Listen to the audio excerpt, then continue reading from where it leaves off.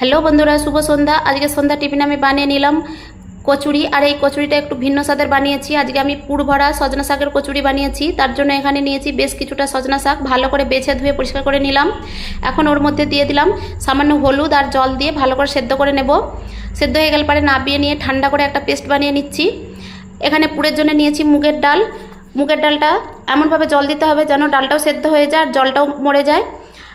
এখন আমি পুরের জন্য কড়াইতে সামান্য তেল দিয়ে তেলের মধ্যে আধ ভাঙা গোটা ধনে দিয়ে দিলাম আদা কুচি, কাঁচা লঙ্কা কুচি, হলুদ গুঁড়ো, লঙ্কার গুঁড়ো, জিরে ধনের গুঁড়ো দিয়ে মশলাটা ভালো করে ভাজা করে নিয়ে ওর মধ্যে দিয়ে দিলাম এখন সেদ্ধ করে রাখা ডাল।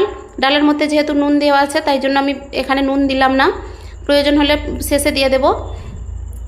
এইভাবে নাড়াচাড়া করে জলটা যখন শুকিয়ে যাবে নামানোর আগে দিয়ে দিলাম বেশ কিছুটা গরম মশলা গুঁড়ো। আবারও মিশিয়ে নিয়ে ভালো করে এইভাবে জল শুকিয়ে গেলে পরে একটু ঝুরঝুরে মতন হয়ে গেলে তখন বুঝতে হবে যে পুরটা তৈরি হয়ে গেছে। এখন নাবিয়ে নিচ্ছি, নাবিয়ে নিয়ে ঠান্ডা করে নেব। এখানে আমি কচুরির জন্য আটা মেখে নিচ্ছি। তার জন্য বেশ কিছুটা আটা নিয়েছি, স্বাদ পরিমাণ নুন, জোয়ান আর 1 চামচ চিনি আর বেশ কিছুটা সাদা তেল দিয়ে ভালো করে ময়ান করে নিচ্ছি। এখন আমি সজনা শাকের যে পেস্টটা বানিয়ে রেখেছিলাম সেটা দিয়ে ভালো করে মেখে নেব। আটাটা খুব নরমও মাখানো যাবে না আর খুব শক্তও মাখানো যাবে না, মিডিয়াম মাখাতে হবে। এখানে জল ইউজ করা যাবে না, সম্পূর্ণটাই শাকটা দিয়ে মাখতে হবে। এখন আমি এখান থেকে ছোট ছোট নেচি কেটে নিচ্ছি। এখন নেচিগুলো একটু গর্ত বাটির মতো করে নেব যাতে পুর দেওয়া যায়। এইভাবে একটু গর্ত বাটির মতো করে নিয়ে ডালের পুরটা দিয়ে দিচ্ছি, দিয়ে মুখটা বন্ধ করে দিয়ে একটু চেপে দিচ্ছি। ঠিক যেভাবে আমি তৈরি করছি এইভাবে কচুরিগুলো তৈরি করে নিতে হবে।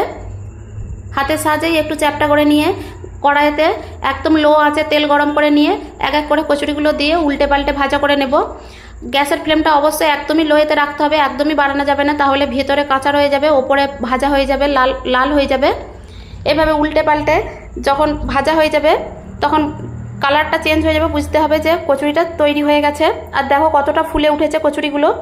এভাবে আমি কচুরিগুলো বানিয়ে নিয়ে নাবিয়ে নিয়েছিলাম। তো তোমরা বাড়িতে বানিয়ে নাও আর কেমন লাগলো